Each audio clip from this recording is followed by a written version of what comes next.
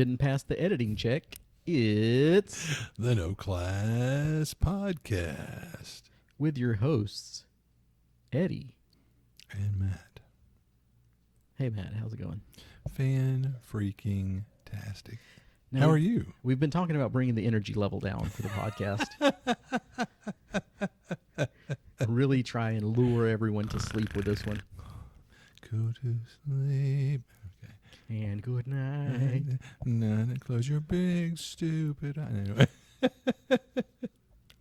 All right, you got anything you need to talk to right off the cuff, right off the bat here?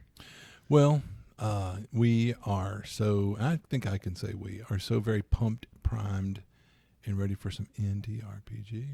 You got that right. Yep.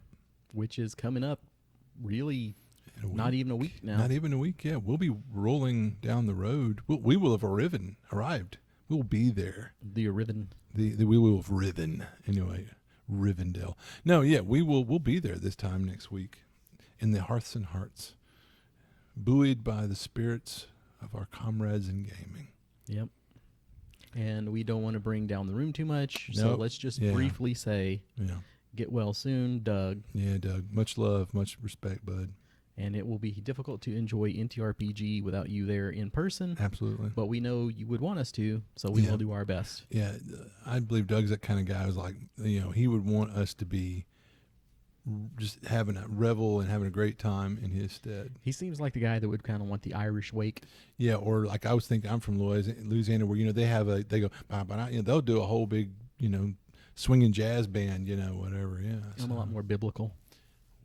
Well, it's the Saints. I want the tearing of the hair, the wearing of the burlap, I want great misery, moaning. Yeah, of course. Potatoes and orify or whatever. Yeah.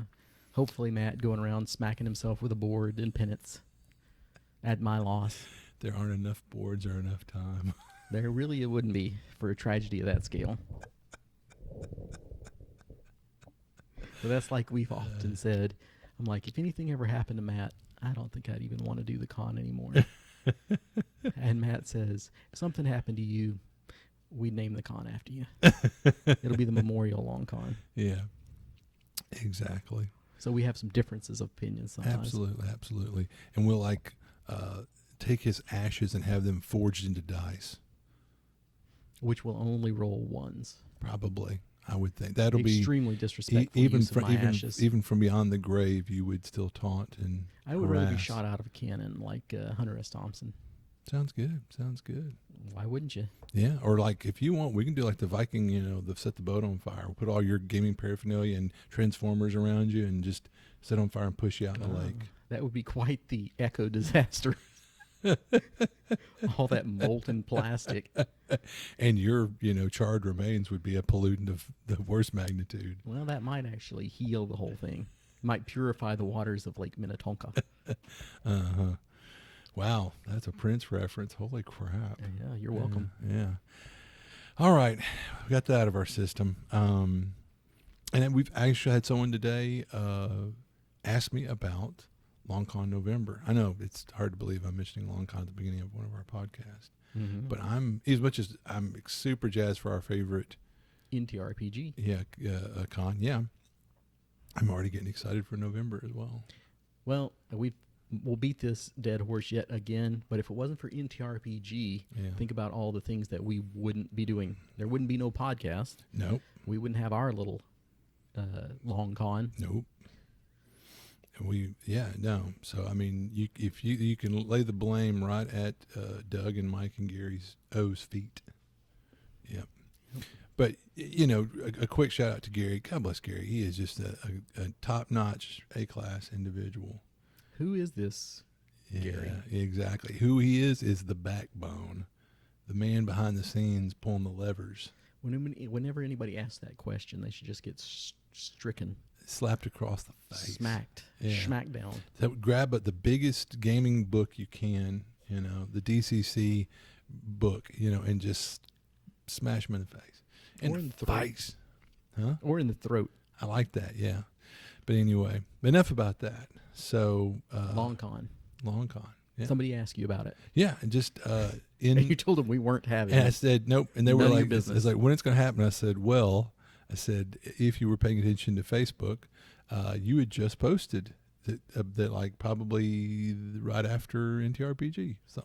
There was a Yeah. date, maybe. I don't know. I think it's the 7th. It's the Monday after. The Monday NTRPG. after. And that seems, we've done that before, though, haven't we? I don't know if we've opened it right then, but it's usually a good time to do it because we're going to get a lot of quality marketing in of our own con. Yeah, yeah. But anyway, yeah. But I think we've said it before, is this year, it seems like when they came out as our special guest at the Long Con, they generated a lot of buzz. So I think we will be seeing a lot more familiar faces from the Long Con at NTRPG. Yeah, we've talked to We're Blue in the Face about how much love we have for NTRPG. This will be our 50th. Yeah, our 50th year going. And so that being said, it's interesting that finally the Long Con faithful are heeding the call, and we're going to have some of our friends who are vendors and gamers going. I think, man, you guys are in luck. Durthan's bags are the poop, and Game Night Games, his minis are just beautiful. Yeah. I gotta give props. TJ has dialed that stuff in. It is. I was just, breath was taken away. Anyway, so yeah, this is really exciting. That it's because I love. That's why we talk about we do a con, because we want to hang out with our gaming buddies more than once a year. So it's cool that we get to see our Long Con pals at another con. So that's cool. Anyway, so what are we going to talk about? What are we going to get into? All right, the very first thing, we're going to change the format a little bit here. Oh my gosh. So I recently had to go up to Dallas and spend a little time there. Oh yeah. And one of my unnamed friends recommended that we go to the Dallas World Aquarium. Okay. So we went, and we did not have a good time. Aw. It was pretty miserable. Oh my. I described it as like going to Disney, but you're in the line for a ride that you never get on the ride. It's just the line itself. Wow, that sounds like a lot of fun. So, for once, I thought you might enjoy it if I brought a little backup. So, unsolicited reviews from TripAdvisor. This one is called Utter Chaos. Avoid at all costs. They allow it to be packed. If you don't have COVID upon entry, you will upon exit. People are literally bumping into each other. It's so crowded. People with kids and strollers clog up the small areas, videotaping the exhibits like it's their first time to ever see a fish. Not a lot of room on the inside to move about. The gift shop is so crowded you could easily just steal what you want because there is a line so long to check out. On top of it, so full of people and kids grabbing toys off the shelf. There is zero organization here. Super stressful couple of hours. Wow. Okay, so Holy crap. let's see if that warms you up for this one. Come here to get COVID. This is the perfect place to get COVID, despite the claims on the website of following safety precautions. Only allowing timed entry and reduced capacity, encouraging social distance, etc. All lies. We booked a ticket for the supposed timed entry and showed up to find a very long line. Before entering the check temperatures, that should be they check temperatures, and required masks, which give a false sense of security. We thought that once we got inside, there would be social distancing. It was packed, literally shoulder to shoulder. Sardines. This goes against everything they say on their website regarding the COVID safety protocols. To make matters worse, at the frog exhibit, one of their display screens fell off the wall and landed on my 7-year-old's foot. He was in so much pain he wanted to leave. However, it took us another 20 minutes to navigate through the thick crowd to even find an exit. Awful experience, and they should be ashamed of how they're operating. Wow. COVID-friendly facility. All right, here's the last one for you. This is the worst aquarium I've ever seen. I am from Toronto, Canada, and we have Ripley's Aquarium, which is an absolutely beautiful aquarium. It is very clean with lots of space and huge tanks. I have also been to Dubai, and visited the aquarium there, as well as Georgia and lots of aquariums around the world. I think I've seen enough aquariums to be able to compare. This aquarium is the worst thing I've ever seen. It's not really an aquarium. It's more of a zoo animal prison. The animals do not look healthy at all. A large percentage of the animals are visibly injured. Oh my gosh. No, not a rescue organization here. The building smells awful. And no, it doesn't smell like animals or the rainforest. It smells like mold, feces, and urine. Like an animal cage that has never been cleaned. Oh my. The tanks and enclosures for the animals are very, very, very, I cannot stress this enough, very small. They are not recreated habitats. They are small glass enclosures like a display case. The whole place made me so uncomfortable and so sad I could not wait to leave. This is not the way to do it. This place should be shut down. I am not an activist. I love to travel and see things, but I have to say this was an awful experience, and this place should not exist. Do not visit or support this place. Save your money and skip it. Even your kids will notice that the place is smelly and the animals are not happy. No. So there's a little outside review for you guys. We'll step away from the RPG thing for a minute there. So just if you ever thought that Eddie goes negative a lot, apparently he's got some backup on this one. That's too funny. So yeah, I thought that would be entertainment to you. So if you ever have some time to kill in Dallas, this is not the place to kill it. No. Because I think you would appreciate this too, that the tickets were like $25 a person. What? Plus you had to park in downtown Dallas, so you got to pay the parking fee for that. Yeah. And it's supposed to take like 3 hours to go through. Uh-huh. It took us like 10 minutes. Wow. And it's more of a aviary, Yeah. not apiary. Mm-hmm. And there was a lot more reptiles. You really couldn't call this an aquarium in any other world. And if they had named it something different, that would have helped. Because you think aquarium, yeah, fish. there's going to be a lot of fish. A lot of fish. It's going to be inside. Yeah. It was a hot, muggy day. Oh, yeah. And people were literally just packed on each other. It was a pre-COVID world in there. You see, the person who told me about it, I'm intrigued because this is a person that had a literal meltdown when they were forced into an elbow-to-elbow situation. You know. Well, this wasn't anybody that we know. This was some unnamed person that would recommend that. Right. But I bet that they have not been there. When it was in business hours, I'll bet.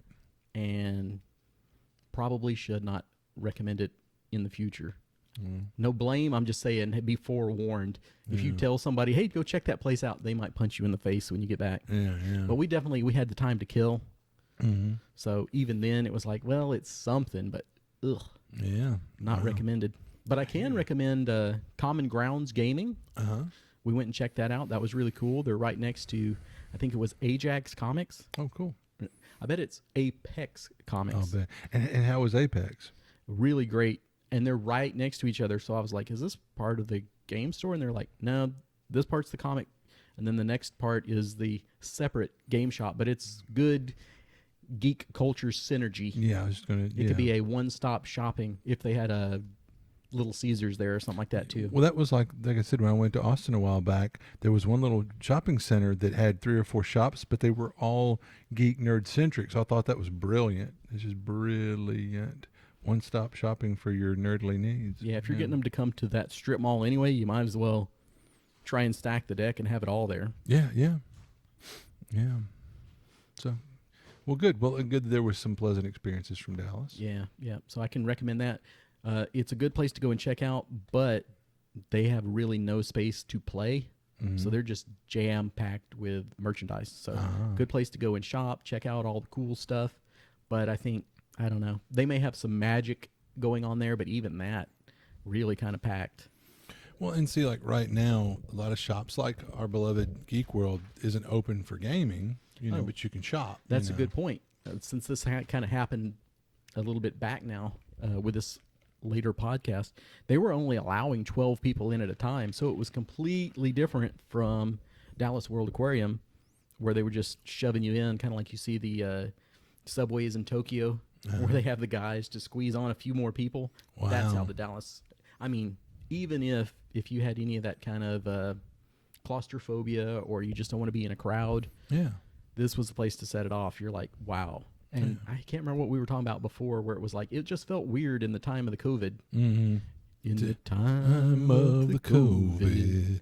To be elbow to elbow, yeah. Yeah, and that was kind of like, it's weird to be out in person again. This was like, it's weird to be just freaking pressed in a mass of humanity again. But that comic store in Austin, again, they were like looking around when they let me in, and they were like, okay, they looked around and went, okay, you can come in. And they were like, first thing they made you sanitize your hands, because people have to touch comics, pick them up. They got to play with it, or the paraphernalia, the poppets, the things, But this does lead us right into comics. Oh, my. So, you got any comics? Any comics you want to talk about? No, I'm reading a new one, but I've just started, so I don't really, I guess I'll save it for next time.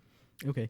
And another thing I'll mention before we get into this is that me and Matt have to save content for the podcast. So there's stuff that we're like, I'm reading this, but I'm not going to tell you what I think of it or what exactly I'm reading, because we can talk about it on the podcast. Yeah, there's stuff where just organically we're on the headsets playing PS4, and by the time I'll start sitting, I'm like, I'll save it for the podcast. Well, I was going to say one thing before we jump into comics, just as kind of like you talked about, hey, something's been going on in my personal life or whatever recently. Hey, guess who's blocked on Facebook again? Facebook bandit. That's me. But here's the thing is, in the past, I've put some very questionable things on there, so I don't entirely blame them sometimes. But this time, no, it was something from 2019 that was obnoxious. 2019. Why are we going back I have no 2 years? idea. And so it's just silly. But I mean, I think I'm allowed, like, if you made a post, I can comment on it, but I can't post anything of my own. So it's one of those deals. Well, that keeps me from posting all these mean memes that I'm posting. They're so mean. But couldn't you reply to something with a mean meme? Probably could. So what's the point?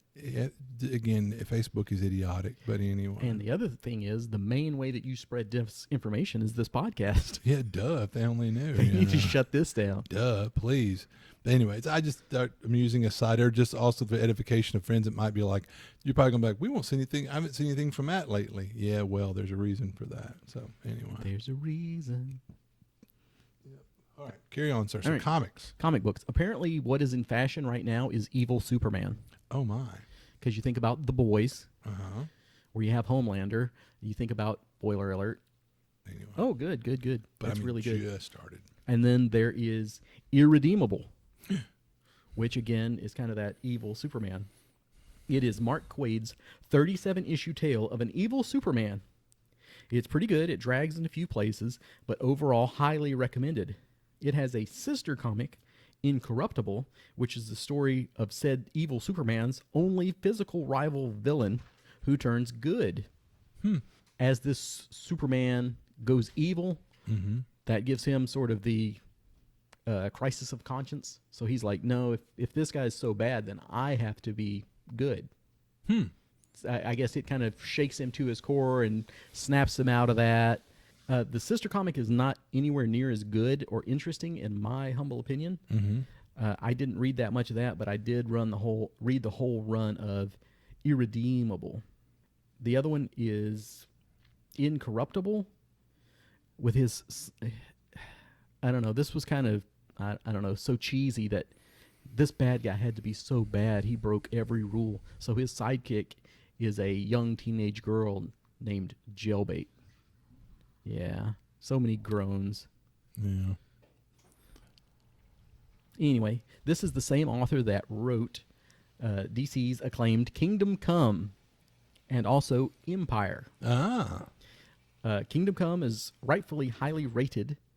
It's fun. It's 4 issues of what happens towards the end of Superman, Batman, and Wonder Woman's crime-fighting careers. There's lots of new grim and gritty heroes running around, and this is how they respond to that. So since it's only 4 issues, I won't spoil it for you, but it's kind of the response. It was written around that 90s, 2000 era, where everybody is, the Punisher, or what was it, U.S. Agent, or War Machine, or Thunderstrike. Everybody had this is the grim and gritty version of Thor, or Captain America, or Iron Man. Lobo, who's a kind of a grindball character, not really a hero, his comic became popular in the 90s again. So, yeah. So that was kind of a response to that. It's very good. It's only 4 issues, like I said, so I'm not going to give you any spoilers other than to say really good. Empire is sort of a what if Doctor Doom took over the world. Yay. I mean, boo. But I know Victor Von Doom. I worked with Von Doom. And Golgoth, you're no Doctor Doom. It's not a bad read. It's only about 8 issues. 2 were published by Guerrilla Comics, an indie publisher that Quaid was the founder of, and they shut down, and the remaining 6 were done under DC. It's very much of its time, early 2000s, when the Comic Authority was gone and people were going off on their wild, whatever you can do in comics. Oh, we can do it all now, man. So kind of like, I'm going to show it all, and I have these weird plot lines, where people just explode for no reason, and you can show the gory violence. It wants to be a cyberpunk with a Game of Thrones intrigue, but it's pretty predictable. If you haven't already guessed, I've also been looking at some of the hottest names in comics and reading their work and forming an opinion. So far, Mark Quaid is impressive. I'd say Alan Moore is like my all-time favorite, and our boy Garth Ennis, that's just kind of like the legendary names. Yeah. I'm trying to think like Neil Gaiman, the Sandman run. I really enjoyed that. Yeah. But that's kind of where I'm going at now. As my comics reading takes me all over the place, I'm kind of like, well, instead of like, hey, these are the top 100 books or something, I'm like, okay, what are the top 10 authors or something like that, and trying to read their. Because I've been impressed. Like you've been like, oh, this comic's supposed to be in the top 10 of most people's lists, and you see a lot of these names. It's kind of like if you're going to read the great literature, like you haven't read Dickens. Well, it's like you're going to read the great comics. You've got to read X, Y, Z. By the way, I'm sure you've read the actual comic. We've seen the movie, the League of Distinguished or Extraordinary Gentlemen. You've read the comics, right? Yeah, those. Well, that's some Alan Moore for you. Yeah. So I knew that was Alan Moore. But I will say, I can't think of how many like trade paperbacks of that there are, or like little story arcs or what have you. So the first 2, I'm just like, hell yeah. And then probably like the last 2, it's like, hell no. Huh. Yeah, it really, there's some parts where you're like, ugh. And it'd be spoilerific to say some of it, but I like that he incorporated a bunch of literary figures. But when it's like, now we're going to roll in Harry Potter, because it eventually moves all the way from like the Victorian era. I mean, there's some with James Bond in it, which are kind of cool. Wow. But it keeps going and going, and then you get your more modern ones, and it's not as good. Yeah. What he does with it, that's not a slight on Harry Potter or any of that, but he doesn't have the love for it, and it shows. Yeah. So they get run through the ringer pretty hard. Yeah. So interesting. But speaking of what Matt was reading in comics, the old head lopper. It feels like Samurai Jack a lot in the direction, would you say? I love Samurai Jack. Exactly. But it's almost like if somebody was directing the action, that's what it feels like the director of Samurai Jack.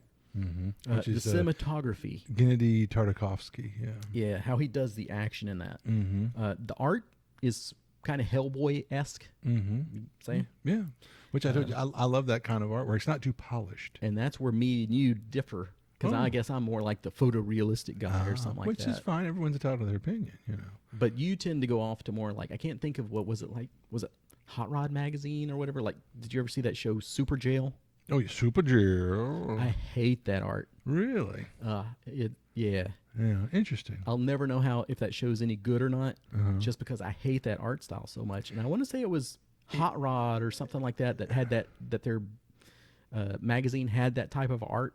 Yeah, it could. I know kind of like a Rat Fink. Yeah, exactly. Yeah, Rat Fink. Yeah, and see, I love the old Hot Rod Rat Fink stuff too. It's all good, man. It's all good. Right, but that's where me and Matt do have a difference of opinion. We're not completely lockstep in everything. Yeah, which that's is good. Where it's like, that art.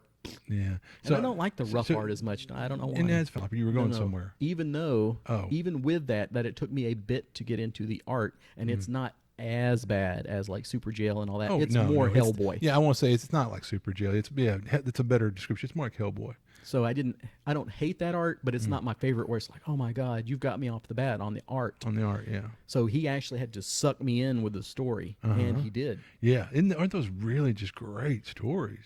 you at the time, I don't think, gave it a glowing review, but the interplay between Head Lopper and the old hag is what won me over. And I don't know if I'm further along than you are. When I've read the first 2 quartets and about halfway into the third one. Have you seen the part where they're having the conversation about which is more powerful, magic or steel? Oh yeah, I love that. Of course, Yeah, that was yeah. great. That was great because that was right before they fight like the undead giants, right? So that's where, I was just cracking up at that part, and I was like, all right, I'm on board for this ride now.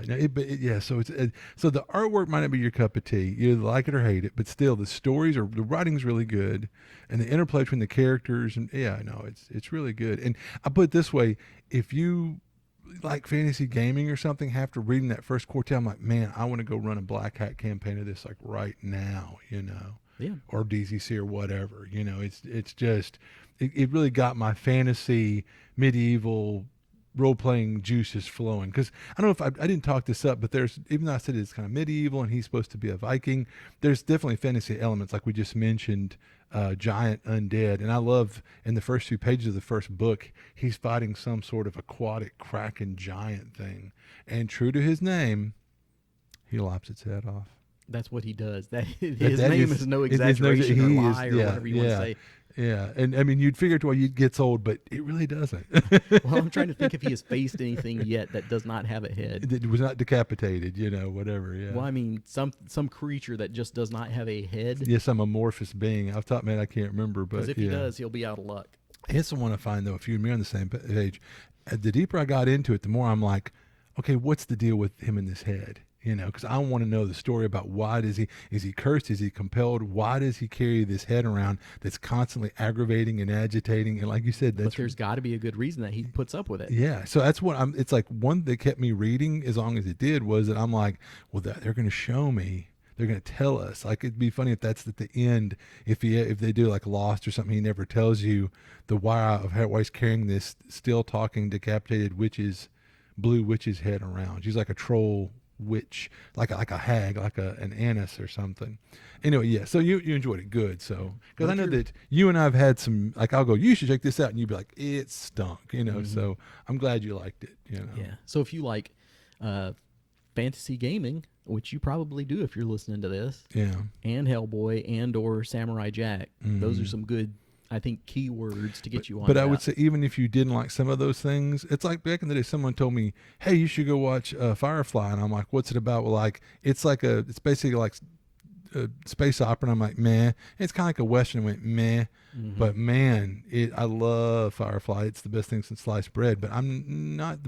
I appreciate some westerns, and I've enjoyed some space opera, but so don't necessarily be turned away if you don't like these buzzwords. Well, to go into that, to just completely go off topic for a minute, I'm not the biggest fan of the Western genre, but some of my favorite movies of all time are Westerns. Yeah, see, I mean, oh man, for a few dollars more, the good, the bad, and the ugly, dude. Unforgiven. Yeah, Unforgiven, A Tombstone. Those are some of the greatest movies ever. But if Pale you Rider. said, we could. But if someone said, want to go watch some old Westerns, I'd be like, I have to be in patients' rooms while I do these treatments. And Gunsmoke. God, old people love Gunsmoke. Yes. And I'm sitting here just clawing my eyes out, Which I will go watch some Gunsmoke or Bonanza. Yeah, I gotta say, I have a soft spot for Bonanza. Because that just reminds me of my grandparents. Yeah, I can remember sitting around and watching it with them. Yeah. But am I typically going to jump up and turn that on myself? No. That's got to be more one of those like, oh, you're watching this, or I'm in the hotel room and that's what's on, and then I'll be like, I really have an appreciation for this. Yeah, and that is funny though, because me and my granddad, which I love my granddad, that was our thing, was at the end of a long day of whatever, was sitting there in our skivvies and him eating a tub of ice cream. The man was rail thin and smoking menthols, and us watching Bonanza or Gunsmoke at like after the news went off. But anyway, we went completely off the rails there. Okay, so you enjoyed Headlopper. Cool. Really good. So your recommendations coming off of this are Irredeemable, really good. Another one of those evil Superman type stories, but good. Kingdom Come, if you like DCC, or if you like DCC, if you like DC Comics, it's got beautiful art.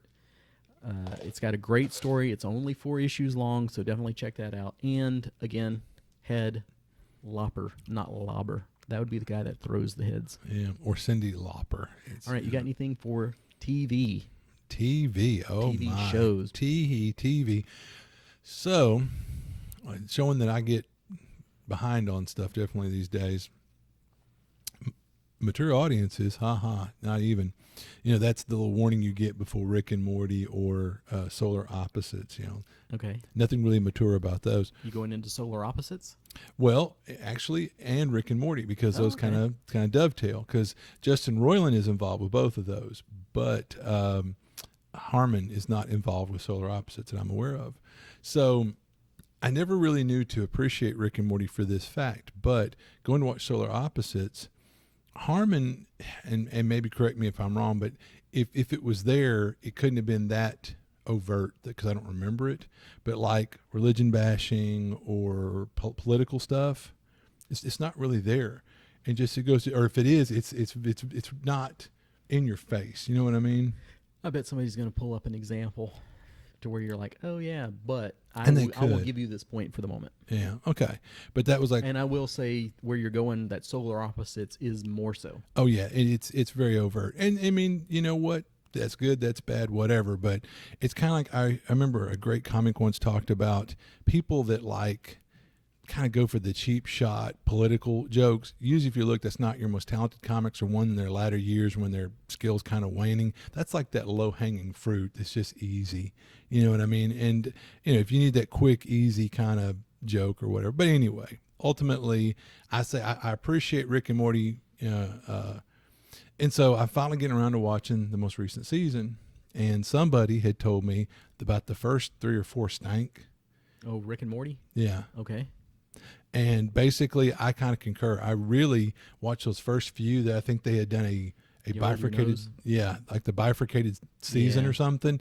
And I remember thinking, this guy's just Mr. Negative. But no, these were poopy. But thank you. Yeah, but the rest of the season, I enjoyed it. I really did. Yeah, because I think it was one of those, like the first however many are like season 6 part 1 and then season 6 part 2 or something like that. Yeah. And with you talking about Solar Opposite recently, I had watched the first half of the first season and really enjoyed it. And I went back to watch the rest of the first season, and then I was going to jump on to season 2. And like I said, I kind of got caught up in a little bit of that. I was like, it kind of turned me off a little bit. Some of the religion bashing sort of jokes or the political jokes. But that aside, back to what we were saying before, though, they could make a show that's just The Wall. Yep, 100%. And I would watch that and devour it. I wish they'd do a spin-off of it. Yeah.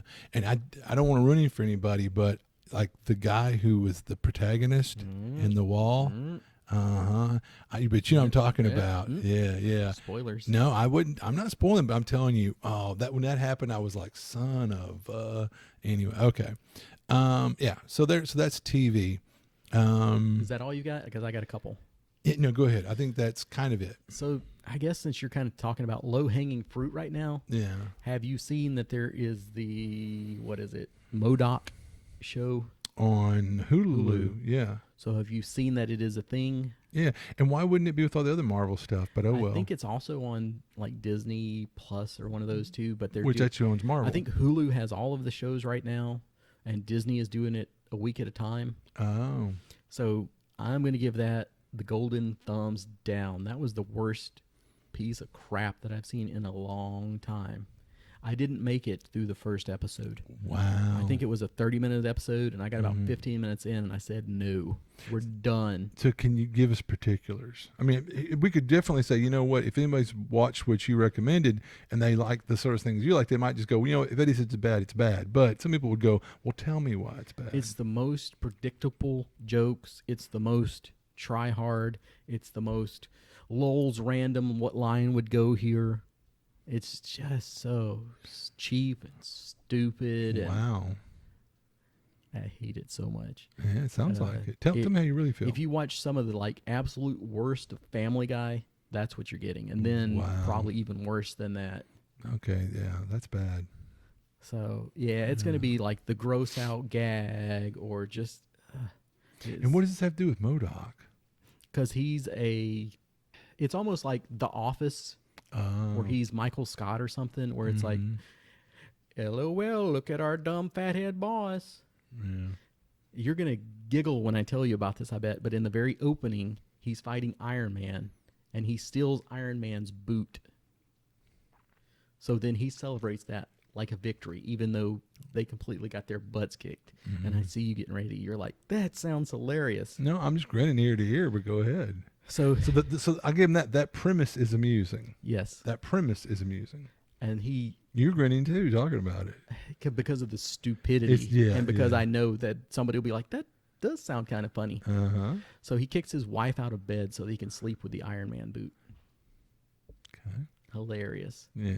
I mean, it's kind of like that joke writes itself because he's like, yay, I've got the boot. Okay, what's he going to do next? Oh, he's going to show it off to all of his troops. And then he's going to take it home to his normal suburban family.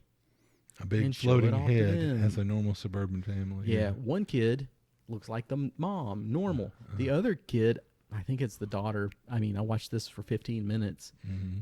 It looks just like him. Like a floating head or something with a little weird. It's like, how would you even give birth to that lady? Yeah, exactly. I will suspend my disbelief, Yeah. but I think that's part of the humor is that, like, see, there's no conceivable, biology how this but girl that could be it's born to to that like the mom. obvious joke. Yeah, exactly. Like, ha ha. You're supposed to, laugh that there's no way there'd be a family like this. Ha ha ha. I guess. Anyway. Yeah. Yeah. Yeah. You're just My sodium levels. Exactly. But what's good, Castlevania. Ah. So Castlevania Part 4 or Season 4 came out on Netflix. Mm-hmm. I can now officially tell you that you can watch the whole thing. It's good. Season 4 was the end. Mm-hmm. There may be some spin-off shows.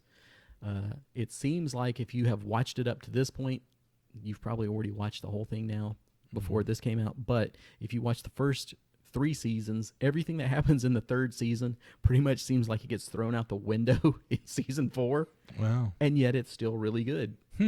So it's just a kind of like, I talk about the predictability. Like, all these vampires are preparing for a war on humanity. Mm-hmm. And then about 2 episodes into the new season, it stops and it's like, no, here's the new plot. It's like, okay. All right. That's a little disappointing. But that keeps it's it still interesting. But yeah. it was still good. Yeah. So, So did you like the way they ended it? yes. Cool. You are safe to watch this show. It has a good ending. It's good from beginning to end. Good deal. You are safe, people. That's what we're doing out here. We're looking out for you. We're dropping on these grenades for you. So I bet you are going to jump on another grenade movie here, aren't you? Actually, no. But then I'm going to finish the pop with with something interesting. But carry on. I want to wait till we're done with the regular pop. And I don't have any movies this time. Oh, wow. At least I don't think I do. No. I've got a movie for you. Knives Out. Ooh. So that is a murder mystery with James Bond himself, Daniel Craig, as a Southern gentleman detective, my good sir. Oh, my. It's got the style of a classic Agatha Christie mystery, very much so. Let's gather everyone into the room, everyone into the parlor, and we'll discuss this out. It's got some good laughs, too, so it's not just deadpan serious. Now, see, who's that other than Daniel Craig? Because there's some good actors in there. Chris Evans, is that not Superman, but Captain America. Yes, I seem to remember him being in it. Yeah. And I'm trying to think else. Jamie Lee Curtis. Oh, wow. And I'm trying to think. That might be all the names that I'm like, oh, yeah. But I remember singing that. And I'm seeing Christopher Plummer. Oh, wow. Yeah. Which you're like, is he still? I thought he was. I don't know. It might have happened more recently than the movie, but I don't know. I think I'm dropping the right names. Good. Anyway. Drop it like it's hot. It's got some good laughs. I'm not going to give you any spoilers, of course, because it is a murder mystery. Yeah. But, and one more thing. If the detective is ever asking you for your help, if you're in one of these situations where there's been a murder has occurred and you may or may not be the killer, if the detective is asking you for your help, if you're the only one that he can trust to do this or that, he's probably onto you. Like Columbo. Oh, and one more thing. Because he'll always be like, well, you're the expert on scuba diving or something. Of course, this person was murdered underwater. So how would somebody be able to do that? And, of course, the murderer always has to go, oh, it's this, this, and this. And it's like, if he's befriending you. And if you're a Hollywood celebrity on this, if you're the biggest name other than Columbo, Yeah. it's you. You were the killer. Yeah. Think about that. But when Columbo played up, he was this bumbling idiot, and so they always thought, this guy's not smart enough to look through my Machiavellian plan or Exactly. whatever. But that's the thing is Columbo always lures them in by looking all crumpled, disheveled, and and playing down his intelligence. Mm-hmm. And pretty much everybody on there that's the murderer does think that they're the smartest guy around. Yeah, the smartest guy in the room. Yeah. So anyway, I highly recommend Knives Out to you if you like murder mysteries like that. Check it out. Yeah. And they're making a second one. Oh wow. So hopefully we'll get to see that pretty soon. Yeah. All right, more into the pop culture is dun. video games. Video games. You got anything you want to say about Fallout 76? I think we've beat that horse to death. But I'll just say one more time. If you're that holdout that's like, no, I heard it was a crap game. Here we are 2-something plus years later. It's a fully fleshed out game. Very playable, very fun. I'm really starting to enjoy Nuclear Winter. So it's like 2 games in one because you can play that Battle Royale Nuclear Winter. And a lot of people are particularly fond of it, So I will, anyway, yeah. But I won't belabor it. I will.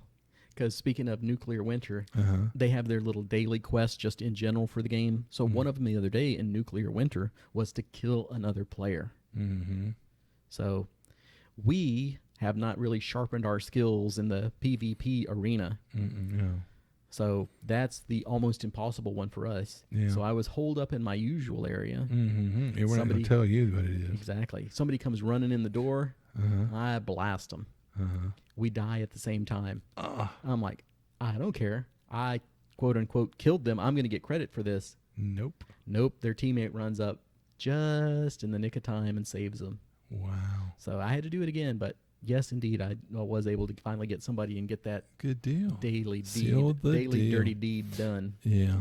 But no, I enjoy it. Even one time I took second place because I just played hide and go seek the best. Exactly. Yeah, I was like, I'll tell myself. But I used to be big into PvP gaming. I used to be in my jam. Not me. Yeah, not really that I can really think of. Jam, I can't think of because I wasn't into MMOs or anything Mm-hmm. that would usually have a multiplayer feature. Yeah, the old WoW battlegrounds and stuff, and also when we played Star Wars Galaxies or whatever that was, Yeah. I got you guys come in there one time and y'all were like, all right, we did this for you, but never again, And I love the battlegrounds in Star Wars too. So the video game that I can talk to you about a little is Monster Hunter Rise. What? Do you like Monster Hunter? Do you own a Switch? There you go. Review over. It's hard to compete with Monster Hunter World. World is freaking fantastic. I've only played Rise a little bit. It's the old, you got to want to play this tutorials again, though. Yeah. Whereas World got away from a lot of that. Hey, it's back here. It's so long before you get to any real action. There's so many tutorials and so much. Walk around the town. This is where this person is. Talk to this person. Okay, now walk over and talk to that person. It's like, why don't you just let me go hit something with a sword? That's why I'm here in the first place. Mm-hmm. So I think there'll be even more of that it's going to be a slow start. Whereas, again, like I said, World did away with a lot of that. It feels like it's also slower in World with its controller response, because some of the things that I had fought in other games, it just, I don't know, it felt very sluggish to me, but I haven't played that much. I do think it's a decent blend of the old school and the new. It's got some of the World stuff. It's got a lot of the old stuff. I wasn't a big fan of the previous one on the Switch, which was Monster Hunter Generations, because it kept way too much of the old stuff. Mm-hmm. Which, when World first came out, I was like, I don't know if I'm going to like this. I like the old slog. It's kind of like being that first edition player as opposed to the 5th edition player, where you're like, they cut out too much of the crap. Without the crap, it's not going to be good. There's no, barrier to entry or whatever, I guess. Yeah, gatekeeping. It's too easy. Yeah, that gatekeeping. But we learn to love it, and then you wonder why, Why did I ever like it the old way, that old Monster Hunter? Mm-hmm. Who knows? All right, now I'll turn it over to you before we get into our topic. Okay. At 45 minutes in. Oh, wow. So, yeah, I was just thinking, like, are we going a little long? So, just again keeping you abreast of, if you're one of the 3 people who have not heard about this in the nerdosphere, this is the Summer of Dritz-Duerden. If you don't know who that is. What does it all mean, Basil? Yeah, exactly. So Drizzt, however the hell you pronounce it, he's a character created for in the Forgotten Realms of Dungeons and Dragons, who's a drow or dro or however you might pronounce it, the dark elves of Menzoberranzan. And so anyway, had a highly successful set of novels years ago. He's very much embedded in the D&D lore. So, right now there's a lot of content, interesting stuff coming out. If you like the character, you're in luck. If you don't, well, you'll learn to. But like, for instance, right now on YouTube, there's a poem by Ari Salvatore that's called Sleep Sounds. And it's like moving images, and they've used who to read the poem, but he has the most melodious voice, old Benedict Scrumpelscranch or whatever. And he does the voiceover. Check it out. It's really kind of neat. They've got like the little drow babies in their crib, and they've got like spiders crawling on them, and I'm like, get the spiders off the baby. Well, if they're drow. Exactly. They love the spiders. And so there's a D&D TV show in the works, and I'm led to believe that Drizzt, whatever, will be the main character. Should we go controversial and ask you if you're a fan? I read the books back in the day, and I appreciated them. Ooh. But true to form, well, it's like I'll go watch Star Wars, but there's people that I know, personal good friends, that like they touch themselves if you mention Star Wars. I'm not that guy. I appreciate Star Wars. I'm not an uber fan. Again, I appreciate the character. I read the books, but it's not something that I'm like, I want to go reread those right now. No. Yeah. So anyway, but there's a TV show in the works. May or may not have him as a main character, but I'm led to believe. And right now there's like, what do you call them? Pop figures or whatever. There's a pop vinyl, whatever. Yeah, pop vinyl. There's one of Drizzt. Also, Hasbro has put out some action figures of Guinevere, his beloved panther, and da da da da. And I think the dwarf Battlehammer, and then he's got Magic cards now too, because remember Hasbro owns Magic the Gathering. Oh, yeah. So there's Drizzt cards. So there, for a few years, I remember we thought, man, it'd be cool if they had some of the D&D concepts in Magic. And then lo and behold, WotC bought out TSR, and I was like, for years figuring, well, okay, how did I not? I thought of this 20 years ago. Why? And so now we're starting to see some bleed over, and it should have been that way. Like now they're taking some of the Magic card set concepts, like a themed set that has its own world as a backdrop for this set of cards. They've made a like D&D source book for that, whatever. So yeah. And then there's a D&D movie that's actually in production. It's got Chris Pine, Hugh Grant, and some randos I never heard of. And that one's moving ahead, and in spite of COVID-19, it should be coming out in another year or so. And I'm wondering, will Drizzt make an appearance in that movie? Maybe as a cameo or something. Well, as the Mr. Positivity that I am. Oh, so positive. I haven't heard anything about this D&D movie that's made me think it's going to be worth 2 shakes. Yeah, I mean, I'm always of a mind that anything anymore, I'm like, how can they ruin this? But we'll see. But I try to be positive. And then finally, something I thought you should be interested, if you haven't already heard this, the Van Richten's Guide to Ravenloft is out. The new Van Richten's. And out there in the wilds, the reviews I'm getting. Exactly. If you're a big touch me D&D boy, oh, you're just like, oh boy, it's the best thing ever. And if you're more of an old schooler or a little bit of a grump or whatever, you're like, this is grump. Yeah, this is the biggest bunch of woke, blip, blap, whatever Woke. stuff. So I don't know. I know it's hard to believe Hasbro would put anything out that was like woke or Uber PC or whatever, Okay, we'll be controversial here. Do you know what the woke part is? Again, I don't care enough to delve into it, but Okay. I will say I try to do minimal. I do a little research, but minimal, obviously. But a little bit of research I did on this, because I figured, let me go look at some reviews. Because you're my boy, in case anybody who's listening to this doesn't know, he loves anything Ravenloft, usually. I won't say anything, but he's a fan of Ravenloft, at least the old school stuff. And so I looked at a couple of different reviews, and you could tell the guys that were just like, I want you to like me and let me say all this nice stuff. And then there were like some more old dogs that were like, this is superfluous. There was no need to put this out. This is a cash grab, and they ruined some of the better aspects because they tried way too hard to be, what pronouns to use, whatever or something. Yeah. I have no opinion on that. I'm just putting it out there. Whatever your place is in that, there's your information. Well, some of the review stuff that I have seen is that they don't stat out monsters or dark lords or stuff like that in it, and that's one thing that people are like, why am I buying a book that is just fluff? Right. Yeah. It doesn't give you any of the hard crunch data. Mm-hmm. And what I would say and what I have seen is people are like, if you stat it out, then you think you can kill it. Right. And that's 5th edition, baby. Yeah. So I think there are some times where they're like, oh, there's a giant swamp frog. Mm-hmm. Use the giant frog stats, but add in this little twist. We're not going to redo the stats here. We're just going to tell you this is what you should use. So people are like, no, you should have it in there. So depending on how you feel. But that's one way to make you go make sure you bought your monster manual. And for the Dark Lords, they don't necessarily have stats. Mm-hmm. But personally, I'm one of the people that thinks that you really shouldn't be able to kill Strahd either. No, or some of the guys who are his contemporaries, they're in the demi-plane of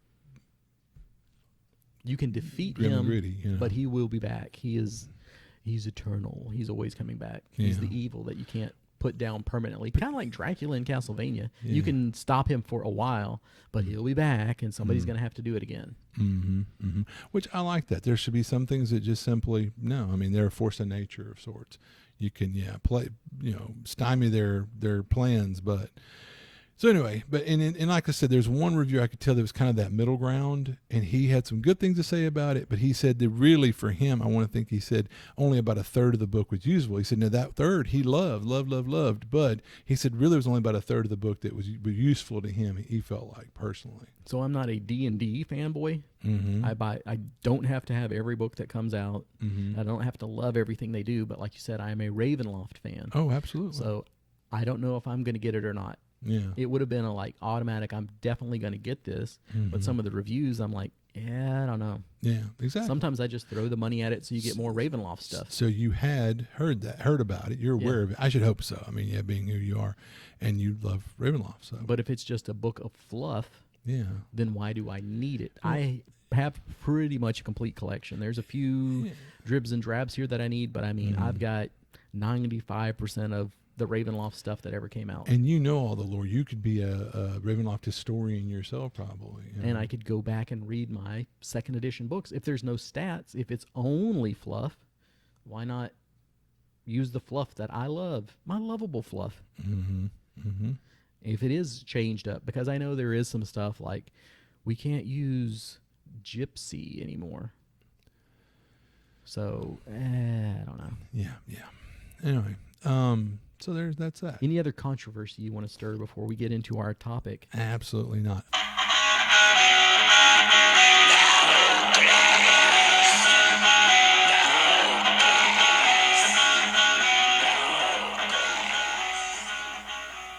Yeah. All right, so let's get to the meat and potatoes. Okay, fixing hit points. Fixing hit points. Why are we fixing hit points?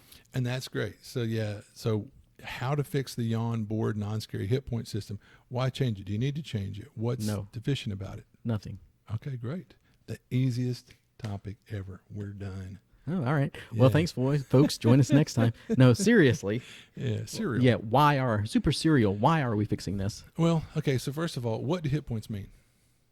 That's how many points you have until you're completely hit out. Yeah.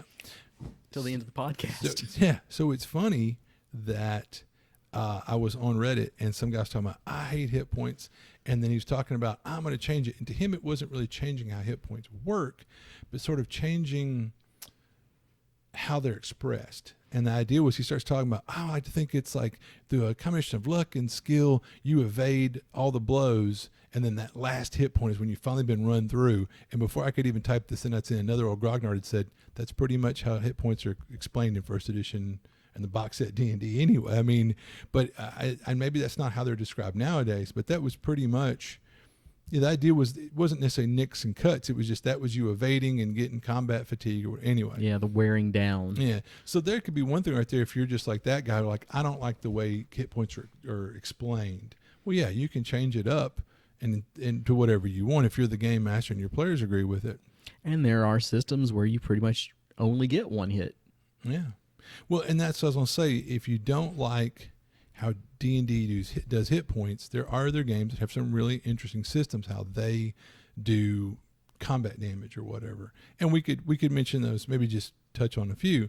But already, let's say that if we're using D&D and you're not entirely enthused with how hit points are being used currently, already in D&D since I think 3rd edition, they've had rules for massive damage. Okay. And so like in 3rd edition, I meant to pull out my 5th edition book, but I couldn't be troubled. But I knew in 3.5, if you took 50 points damage or more in one shot, you're supposed to make a saving throw. And I think it was like a DC 15. Back then it would have been fortitude save. Now it's like a con save or something, I imagine. But ultimately, I know a while back we were playing and my paladin took like 75 points damage from a failed dragon breath attack. Doesn't matter. And the idea was, yeah, I mean, did that take you out? Nope. Well, I'm fresh as a daisy. I think fuzzy 5th edition rule is if you take all your hit points to the negative, right? Like if you've got 10 hit points and you take 20 points of damage, that'll kill you outright. You die outright. But it is an optional rule in the DMG that no one ever reads. As an optional rule is the old massive damage rule, which is if you take 50 points or more in one fell swoop, it's such massive shock to your system. So the thing is, remember that rule and you maybe consider using that optional rule. So first of all, here's a fix already in the game. It's an optional rule, but it's in the game. Do massive damage. But that's a 5th edition thing too? Oh, absolutely. It's an optional rule somewhere in the DMG. I would bet your life on it. It's in there. Mm. But if not, it's a rule that was in D&D in 3.5 and probably 4. I don't know. But anyway, so there's one thing to look at. You could kind of fix things if you don't like the way damage is working. Well, again, if you're like, 50 doesn't really fix it, you could make the number 10, 20, 30. That could be your threshold, that if you take that much damage in one shot, you have to make a fortitude save, or then you either maybe pass out from just sheer shock, or maybe even say you're essentially down and making death saves. So these are just like some optional rules within D&D without having to do anything really radical. You see what I'm saying? I think maybe a better way to do it is if you take a quarter of your hit point total or something like that. Yeah, that way it scales by level, and I like that. Because if you're a 20th level fighter or something, 50 might not be all that much to you. Right. You're like, I cut myself shaving and did 50 points of damage. Yeah. Now, in doing my research for this and looking at different websites and forums and different things, some people talked about if you really want to bring the fear and people respect damage and not want to just be willy-nilly about jumping into whatever, a couple of people on different places, it's ironic how people have these commonalities of, your con is your hit points. So like if your con's a 17, you have 70 hit points at first level. And then after that, you would gain a certain amount per level in something like, let's say, and this is something I came up with, but it's like if you're a warrior, it's 4, cleric 3, rogue 2, wizard 1, or one of their, like sorcerer, wizard, or whatever. And the idea was you'd get some hit points, but not nearly as much. So that right there would definitely make you maybe not be so quick to like, let's kick in the door and run in. You play a little more cautious, like old school that we talk about. Or another person talked about maybe ignore that, but they said to really make attacks more lethal and you be more scared of them. And this is interesting. One guy said, when you roll a hit, whatever you beat the target number by, add that to your damage. Yeah. So you're talking about some burly hits. Let's say this creature has a crappy armor class, so you're more apt to maybe be able to do that haymaker attack, and they're usually the ones that have more hit points anyway. You roll a 19, boom, I'm adding 9 points to that hit. Boom, but that's also on you too. So you want to do that with the torque die? I'd love to. But my point is, this is if you feel you don't like the way the current hit point system works, here are some ways to make it more brutal if that's what you desire. Okay, so you either lower the hit points we talked about or do that, whatever you beat your target number by, you add to damage. So these are just some ideas. But I think what some people might aspire to is, no, I don't so much have a problem with the current amount of hit points or how much damage weapons do, but I want it to be more like real life. And remember, this is a fantasy game. These games are escapism. We play them for fun. I want my guy to be the high-flying hero. But like I said, what we might aspire to is be like in real life. If you get shot, you lie your ass down. And so, because this thing about D&D, and I'll give an example. Years ago, I played with a guy named Phil in Montana, and he had never played D&D before, and his character fell down. He was a rogue. He was on point, falls into a pit, and the game master, David Huffstedler, buddy of mine, brilliantly describes how like he fell in the pit, and one of the spikes in the pit rammed through his calf, and he took however many points of his hit points. Well, because the cleric was like, I'm not going to heal that, So I love, as he describes what his character's doing, he made a point to go, well, I limp over here, I limp over there, and I thought, well, he doesn't have to do that, because that's the thing about D&D. Whether you got 100 hit points or you've got 1 hit point, you're equally as effective. You're equally effective. You're ready to go. And that's where I think some people would want to put the fix in, would be try to fix that. So, like I said, but then at the same time talking about people getting shot and laying down, there are stories of combat heroes that have got shot and stabbed many, many times, and they kept fighting or whatever, and so so I mean, but even in real life, there are people that get shot 5 and 6 times every day somewhere in Chicago or wherever, and they keep going. They don't die, but they're not running a marathon. So maybe keep hit point damage as they are, but instead take them. And that's where our recording device ran out of memory, and we lost the last few minutes of Matt's very important thoughts here. So here we are back again and turning it over to Matt. If any of this repeats, too bad. Yeah. Anyway, so thanks for understanding. Technical difficulties. We're still learning this cool new apparatus that Mr. Eddie purchased a while back. So I was getting to not really radically changing D&D, but wanting to make hit point damage more meaningful. An idea would be use what you already have in the system. We talked about massive damage, which I think is an optional in 5th edition. It was a rule in 3rd edition. But also we talked about like the whole thing where like I've got 100 hit points or I've got 1. I'm ready to go. You could potentially use the fatigue system that's already in the game that really doesn't get utilized that much. Whereas once you've lost a certain percentage of your hit points, like let's say over 50, you have a level of fatigue, you've dropped below 75%, you've taken 70% of your hit points and damage. Maybe you got 2 levels of fatigue. If you're within your last 10, maybe you've got disadvantage or something for most anything you do. You're so beat down. So these are just some ideas. You could call it battle fatigue. You're shell shocked, whatever. So anyway, I don't think we talked about alternate. So we talked about how to fix hit points within D&D's hit point system and its fatigue system. Mm-hmm. And so then I don't think we talked about things beyond outside the scope of normal D&D and its hit point system. I don't believe so. Okay, go ahead. So, I remember back in the day playing the computer game Ultima Online, where it did a thing where basically, if you were dedicated to the fight and you were getting beat down and the monster's doing pretty good, the sad fact is by the time you realized it was too late and tried to run, the game wouldn't let you run because it was like, oh, you're beat down to a nub, you can't sprint away, and then you proceed to die. So best bet was just to fight till you die, because you can't run away. And that's a video game, but that's still hit points. Alternate system, Savage World, everyone has 2 hits. You remember that? Mm-hmm. I don't know if we ever talked about this. How did you feel about the 2 hits in Savage World? Fantastic. Okay. And I didn't have a problem with it. I'll say that it was so different or alien. I had a little bit of it was just so different from what we'd experienced before that, in fact, most things in the game had 1 hit.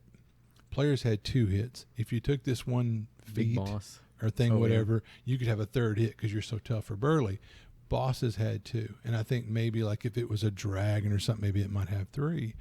But it was still a really wonderful system. But it really got away from the whole I've got 1,000,000 hit points and you only have 2 or whatever.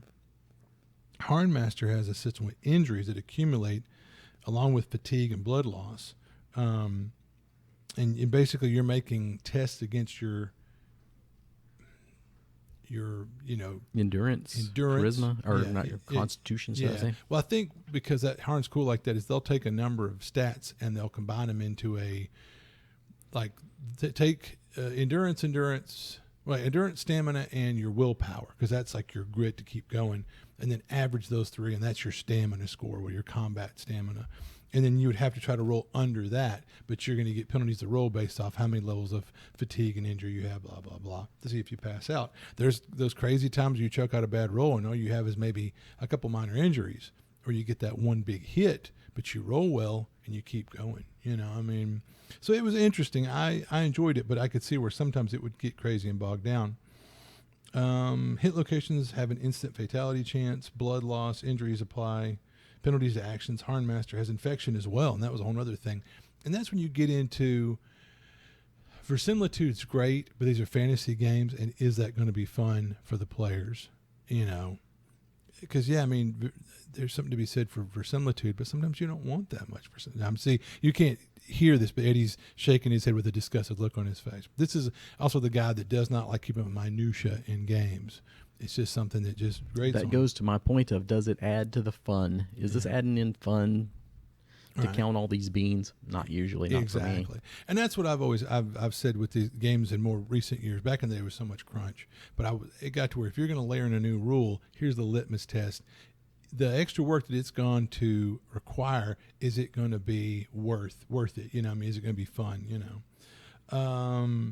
So anyway, yeah, and that was the thing about Harnmaster was, like I said, you had an armor system, and a dagger could almost be in the right situation as dangerous as a sword. So that's the stuff with hit points. There's ways to fix it, things to bring that fear factor, where players aren't going to be like, well, I've got 100 hit points and I'm just fine, and whatever. Anything you would add to that? No. Okay.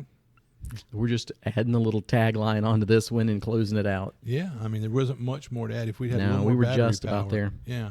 Yeah, right now, or previously, it was the memory, and right now I'm watching the battery level, so I'm like, yeah, we'll keep it short and sweet so we don't have to get into this problem again. There you go. And do we have to do more on the other part B or is that?